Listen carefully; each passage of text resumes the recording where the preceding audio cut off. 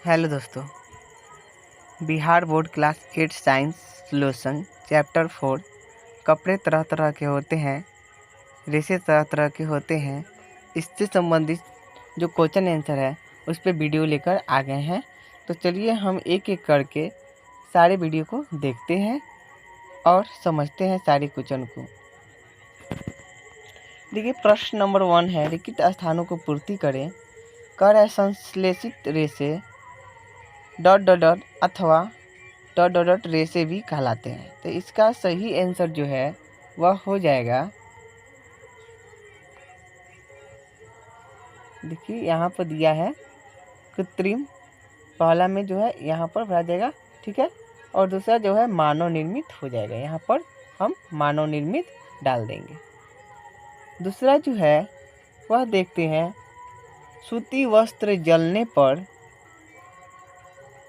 देखिए यहाँ पर आंसर है कागज के जलने जैसी गंध आती है, जबकि नायलॉन से उबलती हुई फली के समान गंध निकलती है, ठीक है।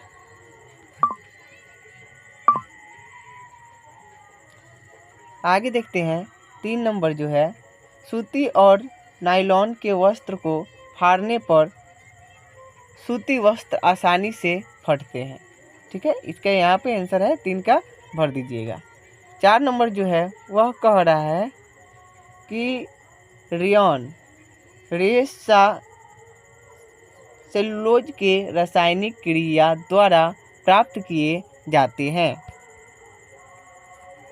आगे देखते हैं 2 नंबर क्वेश्चन है, कह रहा है मिलान कीजिए।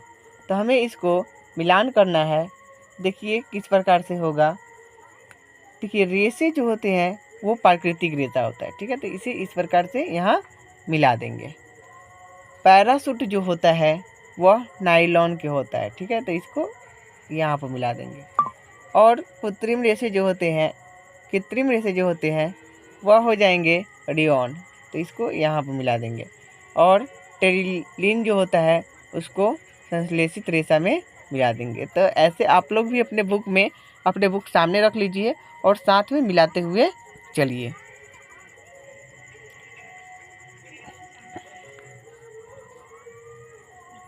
आगे देखते हैं 3 नंबर जो है, कुछ रेशे संश्लेषित क्यों कहलाते हैं। तो उसका उत्तर देख लेते हैं। कपड़ा मानव सभ्यता के विकास की देन है। कपड़ा मानव सभ्यता और संस्कृति के सूचक है। प्राचीन काल से ही मानव तन ढकने का प्रयास करता है। इस काम के लिए उसने आदिम युग में घास फूस, पेड़ पौधे, पत्ते, छाल तथा मृत पशुओं की खाल आदि का प्रयोग किया। परंतु जिज्ञासु मानव इतने से कब संतुष्ट होने वाला थे। मानव की जिज्ञासा तथा बुद्धि वस्त्रों की उत्पत्ति के साधन यो वस्त्रों के निर्माण कला को यहाँ तक पहुँचा दिया। पौधों तथा जंतुओं से प्राप्त होने वाले रेशों से बने कपड़े के गुण जैसे जल्दी गंदा होना, धोने से सिलावट पड़ने रखाव में परेशानी तथा इसकी सीमित उत्पादन ने तथा विज्ञान के विकास ने एक नए रेशे के आविष्कार मुख्य भूमि अदा किया। आज रासायनिक संश्लेषण क्रिया के द्वारा रेशों का निर्माण होने लगा। इस प्रकार के रेशा को संश्लेषित रेशा कहते हैं। जैसे कि एग्जाम्पल में देख लेते हैं, नायलॉन, रेयॉन, टेरिलॉन, ट्रिकॉट इत्यादि। लिए आगे देखते हैं। इस प्रकार रेशे को 2 तरह से प्राप्त किया जाता है, एक पेड़ पौधे तथा जानवरों से, तो दूसरा मानव निर्मित यानी संश्लेषित रेशों से। यही कारण है कि कुछ रेशे को संश्लेषित रेशा कहा जाता है। प्रश्न नंबर 4 देखते हैं। नायलॉन रेशों से निर्मित दो वस्तुओं के नाम बताइए जो नायलॉन रेशे की प्रबलता दर्शाता है। उत्तर देख लेते हैं इसका। ऐसे दो नायलॉन जो बहुत सारी वस्तु बनाती है, परंतु इसकी प्रबलता को दर्शाने वाले दो प्रमुख वस्तु हैं। एक पैराशूट है, चट्टानों या पहाड़ों पर चढ़ने हेतु रस्से। मतलब एक पैराशूट हो जाएगा और दूसरा हो जाएगा कि जो हम चट्टान पर चढ़ते हैं या पहाड़ पर चढ़ते हैं उसके लिए जो रस्सी होता है वह हो जाएगा। अब देख लेते हैं 5 नंबर। रसोई घर में संश्लेषित वस्त्र पहनने की सलाह नहीं दी जाती है, क्यों? तो इसका आंसर हो जाएगा संश्लेषित वस्त्र काफ़ी हल्के होते हैं, जिसके कारण थोड़ी सी शारीरिक हलचल या हवा से इधर से उधर हो जाते हैं, जिसके कारण आग के चपेट में आ जाते हैं।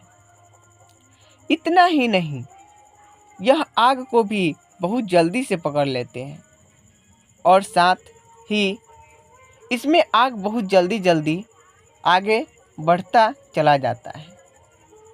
परिणाम स्वरूप किसी दुर्घटना होने की संभावना प्रबल होती है।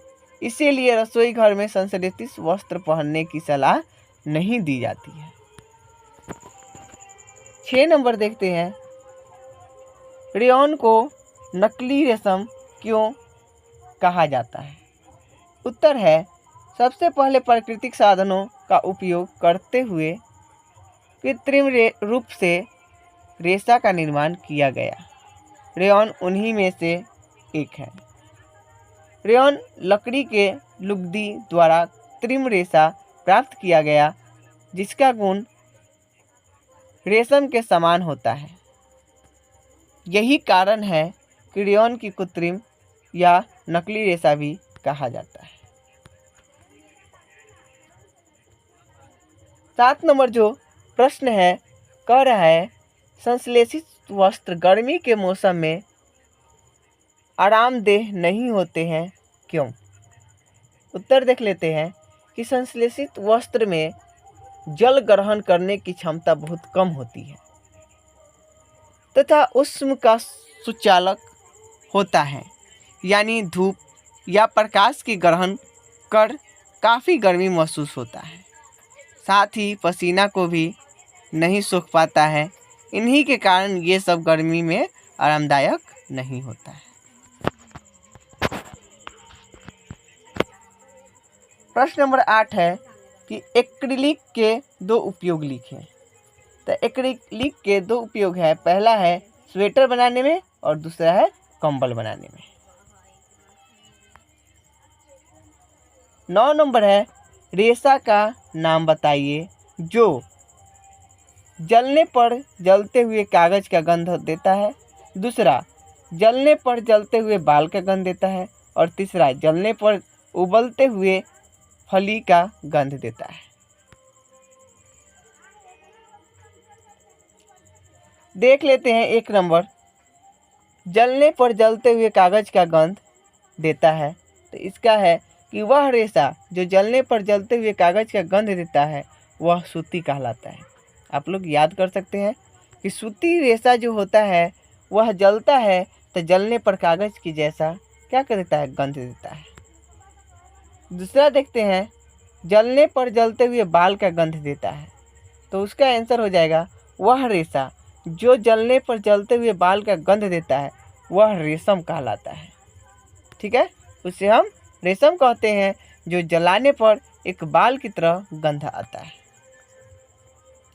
तीसरा जो है जलने पर उबलती हुई फली की गंध देता है, तो इसका आंसर हो जाएगा वह रेशा जो जलने पर उबलती हुई फली का गंध देता है वह नायलॉन कहलाता है। तो यह इम्पोर्टेंट है कि नायलॉन किसे कहते हैं, रेशम को क्या है, सूती क्या है, ऐसे आप लोग पहचान सकते हैं इसके सुगंध से। 10 नंबर जो है कह रहा है कि संश्लेषित रेशों का औद्योगिक के निर्माण वास्तव में वनों के संरचना में सहायक रहा है। टिप्पणियाँ दीजिए। तो इसका आंसर हो जाएगा कि प्राचीन काल से लेकर आधुनिक काल तक रेशों के निर्माण में पेड़ों का भरपूर उपयोग हुआ। आधुनिक काल में रेयॉन बनाने में लकड़ी का लुगदी का प्रयोग किया जाता रहा, परंतु रेयॉन के बाद नायलॉन, प्लास्टिक, टेरिकॉट, एक्रिलिक में लकड़ी का उपयोग नहीं हुआ और आज संपूर्ण आवश्यकता की पूर्ति सिर्फ वस्त्र के रूप में ही नहीं बल्कि जरूरत की अन्य सामग्री जैसे कुर्सी, टेबल आदि भी कृत्रिम रेशों से बनाए जाने लगे। इस प्रकार संश्लेषित रेशा का औद्योगिक निर्माण वनों के संरक्षण में हुआ।